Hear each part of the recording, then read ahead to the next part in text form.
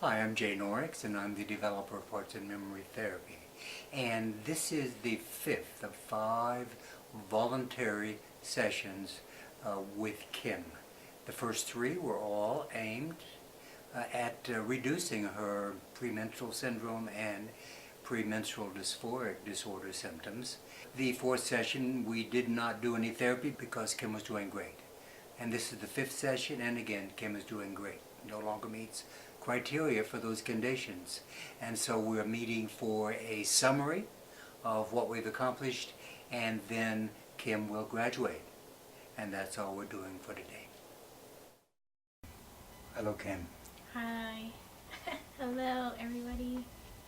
So Kim is the first to have completed the volunteer work that I requested from 5 women to work with me for 5 sessions on either PMS or both PMS and PMDD, and let's just see how much progress we could make in reducing the symptoms. Kim actually fitted the criteria for PMDD, and that stands for premenstrual dysphoric disorder. If you're new to this, then PMS stands for premenstrual syndrome. So PMDD is just the most severe form of PMS. And the reason that Kim fitted the criteria is because of the implications of the various kinds of pain she was experiencing. It led her to what? What happened every month you were telling me about?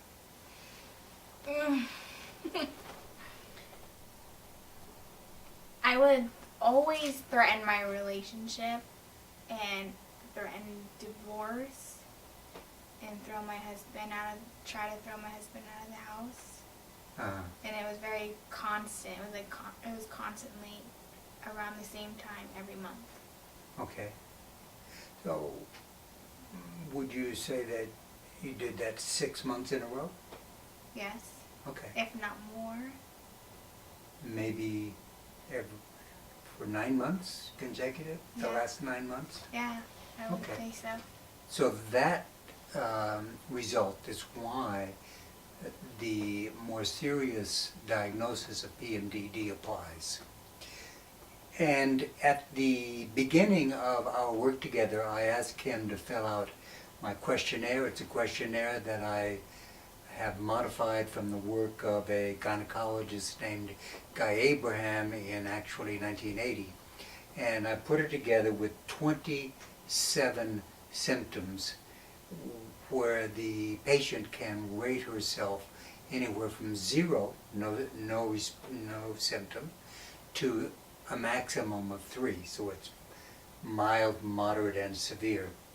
And in the original questionnaire that Kim did back in June, it's now late November, so it's almost 6 months later.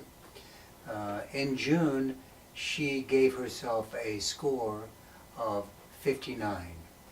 This is what the questionnaire looks like.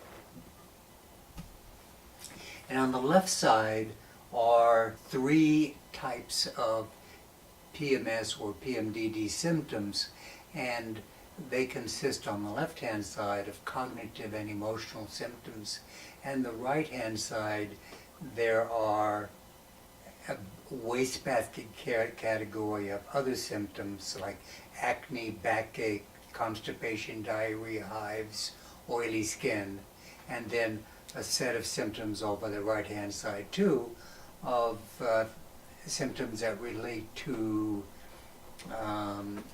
water retention. On the left-hand side, which many people would say are all about PMS or PMDD, we have angry, irritable, anxious, mood swings, nervous tension, suspiciousness, otherwise called paranoia, crying, confusion, depression, forgetful, insomnia, and then dizziness, fatigue, food cravings, headache, and palpitations. In the original paperwork, everything on the left side, almost everything on the left side was a 3, maximum severe for her. So 30 out of her 59 points were for that. And now, here we are, almost 6 months later, and today's symptoms are minimal. 3. 0 on all of those symptoms from cognitive and emotional on the left-hand side, and only a score of 3 on the right-hand side relating to water retention. Kim gave herself a 1 on abdominal bloating and a 2 on weight gain. So I'm very pleased. This is 2 sessions in a row in which we would have done work if there was work to be done, but since she no longer has significant PMS or PMD symptoms, there's no deep work for us to do. So what do you think, Kim? Did you come ready to do work today? I have been wanting to do work with you for these past couple of months, but because I haven't had PMS symptoms, that is the only great news that I have for you. But yes, I've been wanting to do work, but I feel great. There's no work to be really done. Okay. Thank you. So, how long has it been since you picked a fight with your husband and threatened him with divorce and told him to get out of the house?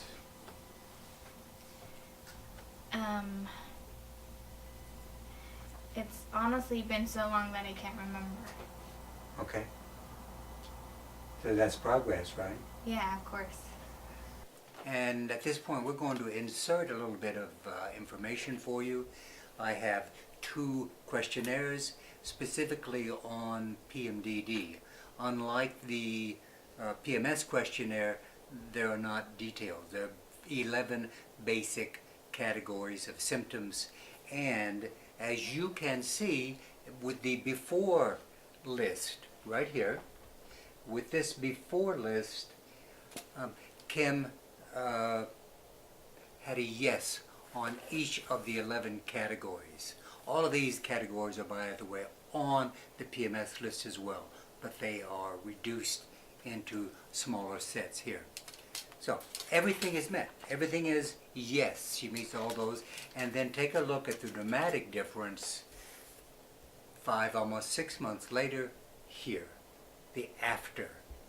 And as you can see, of the 11 sets of symptoms, Kim meets only the last one, which has to do with physical body symptoms. She meets none of the cognitive, emotional, or behavioral symptoms. So, obviously you no longer fit the criteria for PMDD, premenstrual dysphoric disorder. But the good news is that at least at this moment, for 2 sessions in a row, 2 months in a row, you don't even fit criteria for PMS, premenstrual syndrome, or what they categorize in Europe as premenstrual tension syndrome, in which they only look at the cognitive and behavioral and emotional symptoms. Your score is 0.